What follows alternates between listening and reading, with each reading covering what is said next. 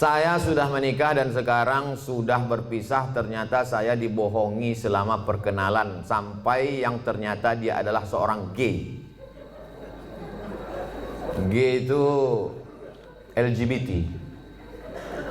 Gay itu kalau nampak anak gadis cuek aja dia. Tapi kalau nampak anak lajang meniti air liurnya. Itu gay.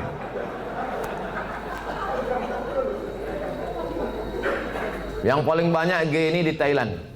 Makanya di sana ada musabaqah gay. Namanya Lady Boy. Muka lady, kaki boy. Yang paling hebat merubah buah-buah ini itu di Bangkok. Bisa dirubah orang itu, jeruk itu manis luar biasa. Bisa dirubahnya apel, bisa dirubah genetika tanaman, bisa mereka buat. Bisa itu limau jeruk manis itu tak berbiji dibuatnya. Tapi yang lebih hebat, bisa orang pun tak berbiji dibuatnya. Itulah hebat. Luar biasa mereka. Ini gini. Oke, kita lanjutkan. Hati saya hancur Pak Ustaz. Jangan kan ibu, saya pun ikut merasakannya.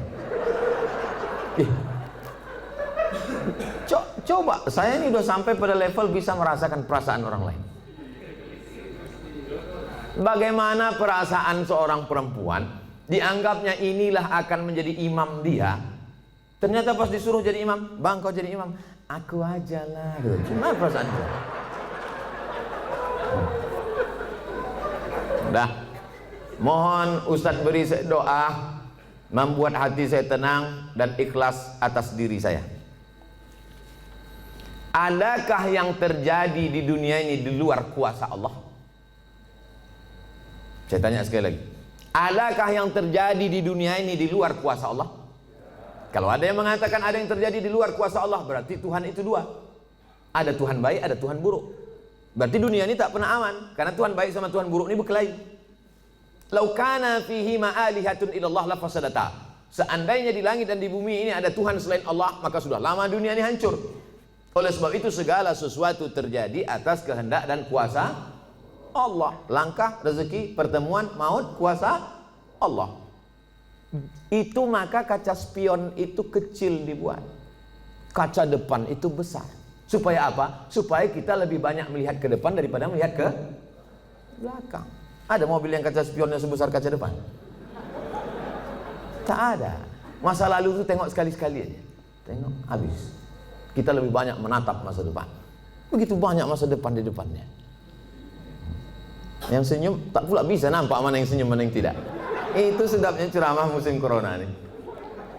Oleh sebab itu Bapak Ibu yang dimuliakan Allah Subhanahu wa taala, yakinkan bahwa ini adalah sudah selesai, tatap masa depan, maka kita berharap, tidak ada tempat berharap kecuali kepada Allah. Kalau kita emosi, marah-marah, ngamuk-ngamuk, itu meledak-ledak. Marah itu apa definisi marah? Definisi marah itu adalah darah dalam jantung yang mendidih, menggelegak ke atas, mengamuk, mata memerah, bawaan emosi. Tapi kalau dia ditahan, kita tidak marah, muncul sedih. Kalau diluapkan, marah. Kalau tak dilepaskan, sedih. Maka tidak ada yang bisa menghilangkan marah dan sedih kecuali ridha menerima takdir ketetapan Allah Subhanahu wa taala.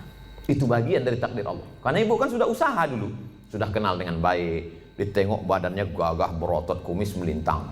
Kan belakangan baru tahu dia melambai. Artinya sudah usaha. Oleh sebab itu ini sudah di luar dari kemampuan kita sebagai manusia. Maka kita yakin bahwa ada Allah yang mengatur kehidupan.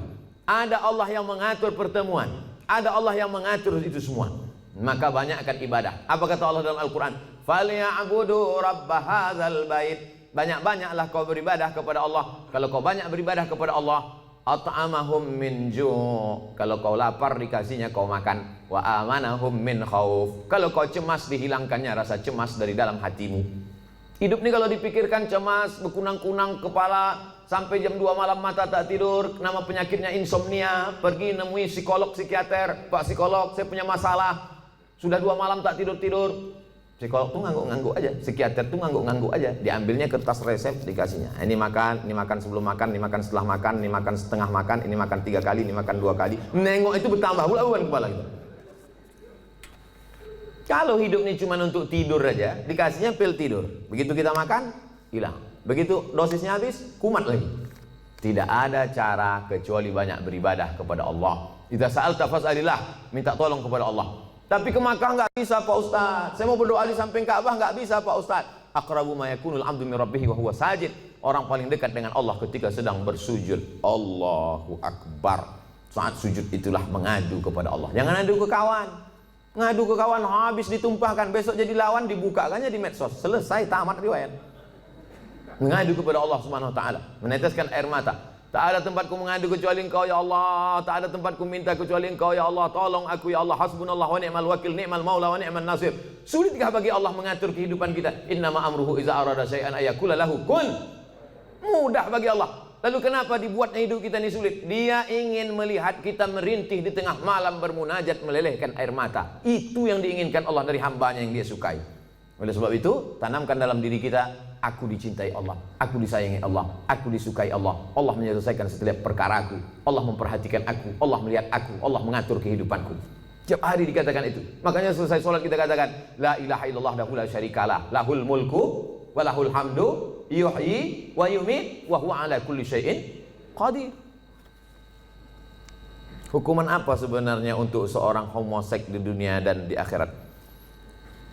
Man ra'aitumuhu ya'malu 'amala qaumi Lut. Siapa yang kamu lihat melakukan perbuatan umat Nabi Lut, faqtulul fa'il wal maf'ul, maka hukumnya adalah hukum mati. Andai diterapkan hukum Islam, itu bencong-bencong itu taubat semua. Begitu dipancung kepala, hilang bencong. Hai katanya, begitu dipancung satu, hai. Tapi tak bisa itu kita laksanakan. Berapa ceramah saya yang dibully oleh bencong-bencong karena ceramah saya tegas, tapi saya tak peduli. Kalau ada yang gini-gini kan ceramah saya, itu banyak bencong. Kalau jantan tentu berani dia langsung kan. Bagaimana hukumnya orang yang telah melanggar sumpah atas nama Allah? La yu'akhidhukumullahu billaghwi fi aymanikum walakin yu'akhidhukum bima kasabat qulubukum. Fakaffaratuhu, kalau ada orang melanggar sumpah, maka cara menebusnya 3. Yang pertama, it'amu asyarati masakin, kasih makan 10 orang miskin. Au kiswatuhum, atau kasih 10 pakaian orang miskin. Au tahriru raqabah, atau membebaskan budak hamba sahaya. Kalau tak sanggup faman yajid, siapa yang tak sanggup? Fasyamu salasati ayyam, puasa 3 hari. Maka ibu jangan percaya kalau bapak ini bersumpah. Sampai mati mah nggak akan nikah lagi. Nah, puasa dia 3 hari selesai.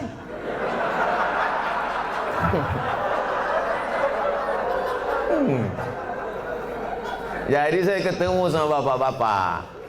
Ketemu saya bapak-bapak, Ustadz, aku dulu Pak Ustadz sudah bersumpah aku sama biniku. Aku tak akan, walaupun kau mati meninggal dunia, aku tak akan nikah lagi sampai mati. Terus ini istri bapak, iya 3 hari dia meninggal, nampak aku yang lain katanya. Tapi bapak udah bersumpah, puasa aku 3 hari gitu. Hati-hati, mohon maaf Pak, aku bukakan pula ceritanya. Akhirnya kartu bapak tak bisa lagi dipakai kan. Itulah baiknya saya sama ibu-ibu. Apakah ada taubat bagi orang yang telah melanggar sumpah itu Pak Ustadz? Dia sudah memain-mainkan nama Allah.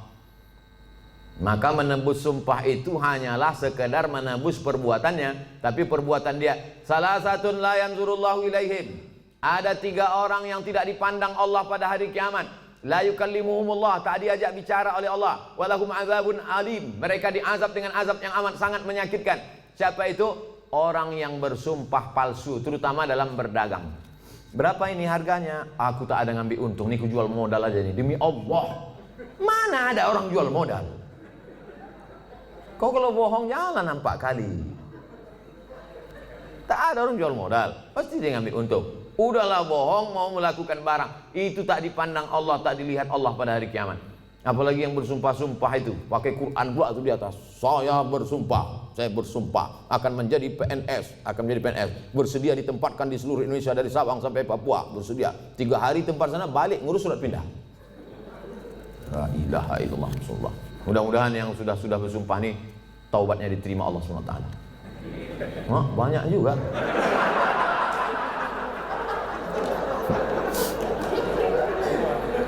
Yang udah berlalu apa boleh buat? Illa man taba, kalau dia bertaubat, wa amana, beriman, wa amila amalan salihah, taubat nasuha, beriman dengan baik, beramal soleh. Ulaika yubaddilullahu sayyiatihim hasanat. Maka semua yang buruk-buruk, dosa-dosa yang jelek-jelek dulu, insya Allah diganti Allah dengan yang baik-baik. Taubat, taubat, taubat. Mandi, mandi taubat, macam mandi wajib, basah semuanya. Kalau tak ada air, keran mati, mati listrik, pergi ke Sungai Deli, terjun situ. Insya Allah kalau dapat yang dalam itu bukan cuma dosa hilang, kau hilang sekalian. Setelah itu sembahyang sunat-sunat taubat, usolli sunnatat taubat, raka'ataini lillahi ta'ala, Allahu Akbar, iftitah, habis itu Fatihah, habis itu ayat terserah. Apa terserah ayatnya? Qul huwallahu ahad, kata malaikat. Kau sembahyang taubat pun qul huwallah juga. Panjanglah sedikit. Bagaimana keadaan orang yang melanggar sumpah jika dia meninggal sebelum taubat, Pak Ustadz? Orang yang mati berdosa, dalam keadaan membawa dosa, mati dia, maka dia masuk neraka dulu singgah. Dicuci, dia obok-obok dulu neraka. Panas neraka itu Pak Ustadz. Diletakkan batu kerikilnya di tapak kaki, mendidih otak di kepala. Berapa derajat tuh Pak Ustadz? Udah begitu panasnya kau tanya juga lagi derajat? Ya belau ka'baihi, sampai ke mata kaki, yaghli bihadi mauhu, hadis riwayat Bukhari, mendidih otak di kepala. Makanya selalu doa kita, Rabbana atina fid dunya hasanah wa fil akhirati hasanah wa qina azaban nar. Insyaallah semua yang hadir ini masuk surga, tak singgah di neraka. Bagaimana pandangan Ustadz ketika seorang pemimpin bertutur kata tak santun, tak bertata krama kepada bawahannya, padahal hakikatnya seorang pemimpin itu harusnya bisa menjadi panutan bagi orang yang dipimpinnya. Kalau kita tak suka, saya kebetulan tidak pimpinan, tapi dulu pernah juga jadi dosen. Satu semester itu kadang 10 kelas. Satu kelas itu isinya 30 orang. Jadi saya memimpin 300 orang. Jadi saya sampaikan di pertemuan pertama, adik-adik mahasiswa sekalian, saya ini orangnya tak suka marah-marah, ngamuk-ngamuk, caci maki, sumpah serapah. Saya punya aturan-aturan, nilai saya ambil 40% dari mid semester, 40% dari UAS, ujian akhir semester. Ini saya bagi ada 13 makalah. Pertemuan pertama tatap muka, perkenalan, orientasi. Pertemuan nanti berikutnya adalah presentasi makalah. Kalau kalian sedang tidak mood, sedang malas, jangan datang ke kampus, karena aku tak bisa menengok kalian main-main di dalam, main HP. Nah, saya kasih tahu, kalau kalian tak siap makalah, jangan kalian datang. Kalian buat izin, kalian bisa telepon saya, bisa kirim WhatsApp saya. Nah, kita kasih tahu dari awal. Kita yang paling tahu tentang diri kita, apa yang membuat kita marah. Kalau kita pula mau mengasih tahu dia, kasih tahu dengan baik. Jangan kita marah kepada ini, kita lampiaskan ke sini. Qaulun ma'rufun, ucapan yang baik, wa maghfiratun, pemberian maaf, khairun, lebih baik. Pimpinan juga tak bisa marah-marah. Apa titel Bapak tuh? Mudah marah. Nah, oleh sebab itu maka, tapi pemimpin tak boleh pula tak marah. Karena kalau pemimpin tak ada marah, makanya ada punishment, ada hukuman, ada SP1, ada SP2, ada SP3. Mesti ada ketegasan, mesti ada disiplin. Saya tak suka juga setelah pengajian ini, terserah kalian lah, mau kerja kerja, tak apa. Aku serahkan semua pada Allah. Tak betul. Nah, jadi sebetulnya Islam itu meletakkan sesuatu pada tempatnya. Jadi jangan bayangkan Nabi itu tak pernah marah. Nabi pernah marah. Naik dia ke atas mimbar, merah wajahnya, merah matanya, marah dia. Jadi Nabi itu menempatkan sesuatu pada tempatnya. Salam dia, assalamualaikum warahmatullah. Ditengoknya banyak yang tak sholat berjamaah, marah Nabi. La uharriqanna alaihim buyutahum, ku bakar rumah mereka yang tak sholat ke masjid, kata Nabi. Marah. Mana mungkin bakar gitu ucapannya tak marah. Siapa yang tak ke masjid ku bakar. Marah. Cuman marah pada tempatnya. Ini banyak orang sekarang kan tak menempatkan sesuatu pada tempatnya. Orang yang menempatkan sesuatu pada tempatnya namanya adil. Lawan dari adil zalim. Jadi kalau kita marah-marah aja sama orang, itu zalim. Bermasalah di rumah, marah ke security, itu zalim. Apa pula aku yang salah ke security? Awas kau kutuntut di akhirat nanti. Apakah benar apabila suami memakan penghasilan istri hukumnya haram? Bapak punya gaji, ibu punya gaji. Ibu punya gaji, bapak punya gaji. Sama-sama punya gaji. Bedanya apa? Dalam gaji bapak ada hak ibu, namanya nafkah. Dalam gaji ibu tak ada hak bapak. Setuju? Kuat mereka. Dalam gaji bapak, sama-sama bergaji 5 juta. Bapak 5 juta, ibu 5 juta. Dalam gaji bapak itu ada hak ibu, 5 hak ibu. Pertama makan, kedua pakaian, ketiga tempat tinggal, keempat pendidikan, 5 perhatian. Hak ibu, kewajiban bapak. Tapi ibu bisa bekerja karena izin bapak. Izinnya pun bukan karena keterpaksaan. Bang, aku kerja ya, kalau tidak awas bang. Tidak bisa juga. Oleh sebab itu ibu punya gaji, ibu punya warisan, ibu punya pendapatan, ibu punya kos-kosan, ibu punya mobil, ibu punya sudaku, ibu punya kocan, ibu punya angkot, ibu punya motor, itu milik ibu. Kalau ibu meninggal, 50% untuk bapak. Kalau ada anak, 25%. Artinya ibu punya harta. Lalu kemudian ketika ibu mau bersedekah, ibu tidak minta izin ke bapak. Sebetulnya ibu tak perlu minta izin karena itu punya ibu. Tapi ibu sebagai orang yang beretika, bermoral, berakhlakul karimah, ibu ngomong, kulo nuwun, kata orang Jawa, bang, aku mau menyantuni anak yatim di sana. Jadi duit gajiku ini ku pakai. Bapak tinggal ngangguk aja. Gitu. Dan ibu tak boleh bertentang tenteng. Kau mau kemana? Aku mau menyantuni anak yatim di sana. Soal kau tanya, ini kan gaji aku. Nah, pertanyaannya, apakah haram bapak memakan hasil gaji ibu itu? Harta bapak berpindah kepada saya sebab apa? Jual beli. Sebab apa? Pinjam meminjam. Sebab apa? Sodakoh. Sebab apa? Infak. Sebab apa? Wakaf. Bisa duit ibu itu berpindah ke bapak, apa sebabnya? Akadnya itu apa? Nah, sodakoh. Sodakoh dia. Udah nggak? Selesai itu udah. Bang, ini gajiku bang, ini duitku bang. Tapi karena aku tengok abang susah kali, ini ku kasih abang sedekah. Biar jangan apa kali ya bang, ini ambil.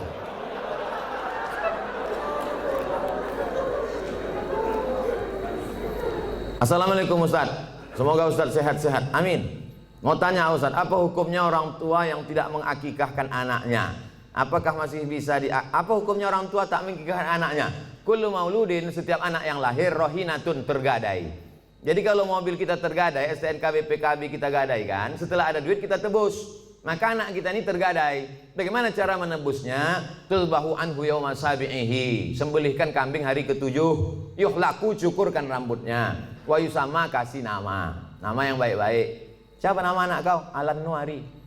Kenapa itu kau kasih? Lahir di jalan bulan Januari.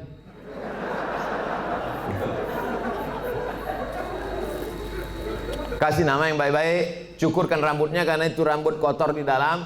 Lalu kemudian sembelihkan kambing hari ke-7. Tak ada duit hari ke-7, hari ke-14. Tak ada duit hari ke-14, hari ke-21.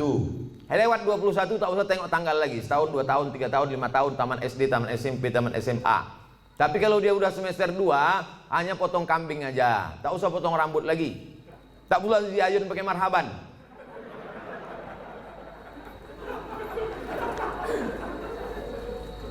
Apakah masih bisa diakikahkan setelah anak itu sudah besar Pak Ustadz? Jangankan anak itu, bapak ibu balik ke rumah nanti tanya emak sama ayah, ada tak diakikahkan? Kalau tak ada diakikahkannya, besok pagi beli kambing, boleh akikah. Akikah saja. Yang pula cukur rambut, begundul semua pegawai besok. Saya tulis dalam buku saya 37 masalah populer, di situ ada pembahasan akikah setelah dewasa. Tapi yang hamil sekarang punya anak, nanti hari ke-7 potongkan. Bagus. Bolehkah zakat harta dan sedekah diberikan kepada adik kandung yang beda ibu status adik saya? Tidak boleh memberikan zakat kepada orang yang wajib dinafkahi. Bapak, Mama, ini 5 juta zakat abang sekaligus belanja kita bulan ini. Bapak wajib menafkahi ibu, maka bapak tak boleh berzakat kepada ibu. Tapi ibu boleh berzakat ke bapak.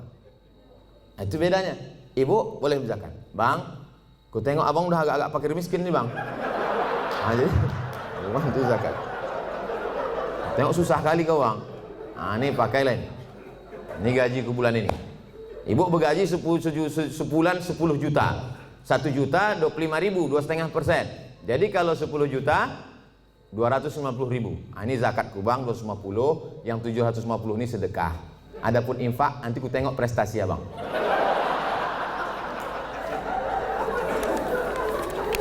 Nah, kaedahnya tak boleh berzakat pada orang yang wajib kita nafkahi.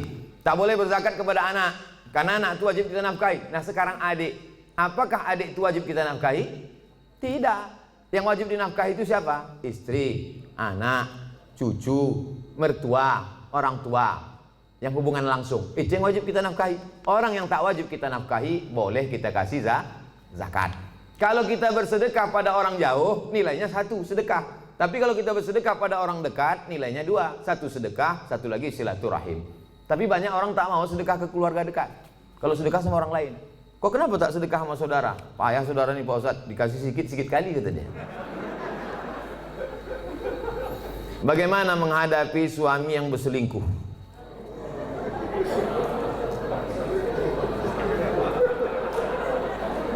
Udahlah dikasih zakat, berselingkuh pula.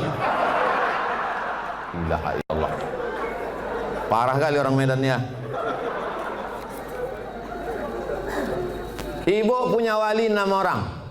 Jadi bukan ibu memanggil bapak itu dengan membawa centong, sini bang, bukan gitu. Ibu punya wali 6 orang. Pertama ayah, yang kedua atuk opung, yang kedua abang ayah, yang ketiga adik ayah, yang keempat abang. Yang pertama ayah, yang kedua datuk opung, yang ketiga abang, yang keempat adik laki-laki, yang kelima abang ayah, yang keenam adik ayah. 6 wali ibu itulah yang menyelesaikan ini. Maka dipanggilnya lah, setan, sini kau sebentar. Orang berselingkuh itu mesti gitu manggilnya. Tak pula kita panggil, kepada menantu kami silakan datang. Mana lah tengkuk dia. Kalau ada yang polisi, tentara situ, cabutkan pistol, letakkan di atas meja tuh, pang, letakkan. Biar tahu dia. Walaupun tak ada pelornya. Ku dengar kau udah selingkuh. Kemarin tertangkap screenshot SMS. Ini dia kan, ini foto perempuan tu kan. Kau jangan macam-macam. Kau berhenti selingkuh. Kalau kau tak berhenti, jadi kasih dia mop, di mop dia sikit. Habis itu berhenti. Iya pak, aku stop nih. Ada berhenti dia. Tinggal lagi ibu. Mau ibu menerima barang second nih? Kalau ibu, kata ibu, Pak Ustadz, aku ikhlas menerima dia Pak Ustadz. Tak bisa aku berpindah ke lain hati Pak Ustadz. Terimalah dia. Tapi jangan sampai mulut ibu berkata bisa, tapi hati ibu tidak. Itu bahaya. Lain di mulut, lain di hati. Ada lagunya itu. Kalau ibu berkata bisa, katakanlah bisa. Tapi kalau katakan tidak, katakan tidak. Karena banyak perempuan berkata mulutnya bisa, tapi pas begitu jalan bersama terbayang dia selingkuhan siapa sih. Itu menjadi masalah. Hidup ini singkat bu. Hidup ini singkat. Jangan sampai gara-gara ini terpengaruh kepada sholat ibu, ibadah ibu, kerja ibu. Oleh sebab itu pikirkan baik-baik. Kalau bisa, bisa. Ambil waktu agak seminggu, 2 minggu, 3 kali Jumat. Aku berpikir dulu. Gimana? Selesai?